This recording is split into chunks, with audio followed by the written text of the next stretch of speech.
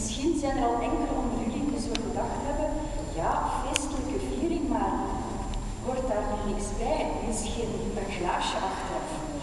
Ik ga jullie moeten vragen om een beetje geduld te hebben en ik zou zeggen, op het nieuwjaarsaperitief gaan wij op dit 20 jaar jubileum allemaal een extra glaasje drinken. Nu, bij een verjaardag wordt er dan toch wel dikwijls een cadeautje. En dat is nu precies wat wij dachten dat er nog ontbrak.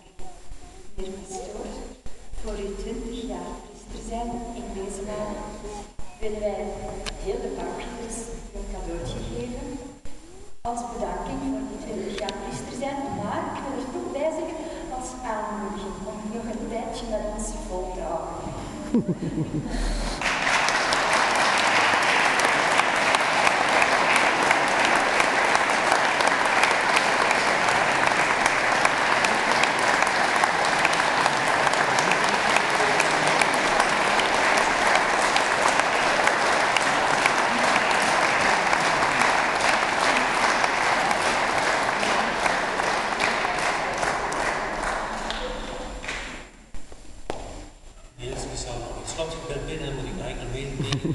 Vergeet, want anders heb ik toch mijn taak nog niet volbracht als pastoor, misschien wel als priester, maar als pastoor.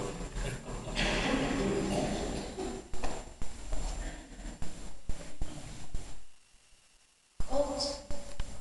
God, vandaag hebben wij in deze kerk uw feest gevierd. Wij danken u daarvoor. We danken u ook voor al het goede dat wij mogen ervaren.